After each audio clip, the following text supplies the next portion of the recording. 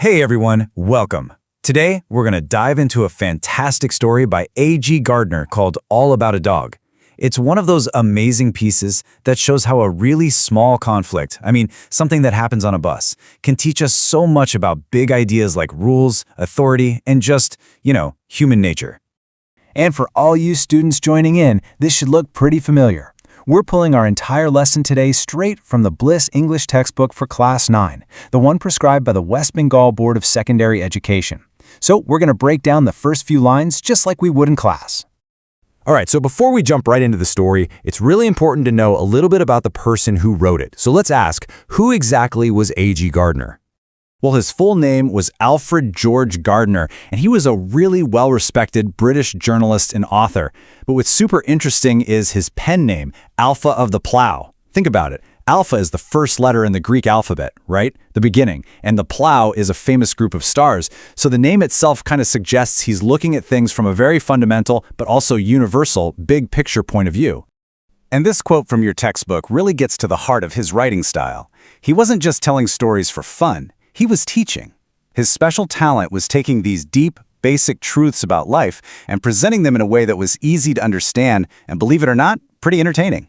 That's the key to understanding this story. And this brings us right to the main event. You've got this tiny little dog that ends up causing this huge problem. So the question Gardner sets up for us is pretty clear. What happens when a strict, simple rule crashes head-on with someone who just will not back down? Okay, let's get into the opening lines, because a great writer doesn't just tell you what's happening, they make you feel like you're right there. And Gardner? Oh, he is a master at setting the mood with just a few perfect words. So, the story starts on a bus. Seems simple, right? But the real magic is in the details.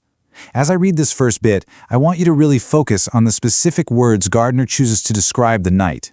And here it is. Perfect. He doesn't just say it was cold. No, it was bitterly cold. And that wind, it cut like a knife. Wow, that's a simile. And it's so powerful. It tells you the world outside isn't just uncomfortable, it's harsh, it's aggressive. The stage is perfectly set for a conflict. So, into this freezing, almost hostile setting, our main characters step onto the bus. And believe me, they are bringing the drama with them. This is where it all starts. A few new passengers get on. We've got two women, a man, and then, here's the crucial detail, a younger woman holding a little Pekingese dog. Right there, that tiny animal is about to become the center of everything. And just so we're all on the same page, your textbook has a handy definition in the word nest. A Pekingese is a small dog, flat face, long fluffy fur. So picture something really small and maybe even delicate looking. It just makes the huge fight that's about to happen seem even more absurd. So the conductor is just doing his job, taking fares. But then the author tells us his eye rests on the dog. He doesn't just glance at it, he stares. And he notices its beady-eyed look. The author tells us straight up that the conductors saw this as a chance to stir up some trouble. And we even get to hear the conductor's own thoughts. I saw trouble coming up. This is huge. It means he wasn't just some guy enforcing a rule. The book says he had this general vague grievance about everything. So think about that. This isn't just a grumpy person. This might be someone who feels pretty powerless in his life. And that uniform, it gives him one little space where he's king. He's not just seeing a dog. He's seeing a challenge to his authority in his little kingdom. And boy, he doesn't waste any time. The confrontation happens, and it's just as cold and sharp as that wind blowing outside. And there it is, the first command.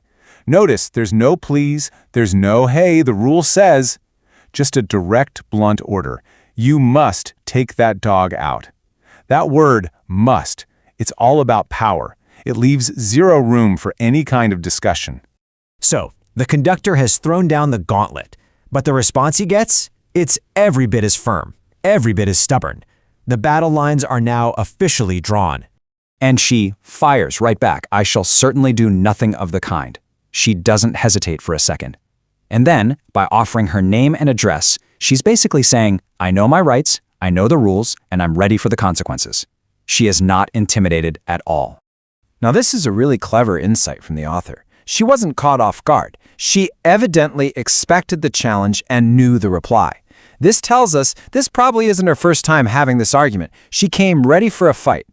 And just watch how the conductor escalates things here. He repeats himself, but then he adds 2 little words that change everything. That's my order. See what he did? It's not about the company's rule anymore. Now, it's personal. It's a direct test of his power against her will. And this just sums up the standoff perfectly, doesn't it? On one side, you have the conductor's rigid command, which is all about his authority. And on the other side, you have the lady's absolute refusal, which comes from her belief that the rule is just plain wrong in this situation. They're at a complete deadlock. So, as you can see, this really isn't a story about a dog at all, is it? Gardner uses this tiny little argument on a freezing bus to get us thinking about something much bigger.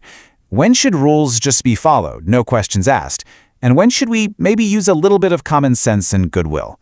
We're only at the beginning, but the main theme is already crystal clear. It really makes you think, doesn't it?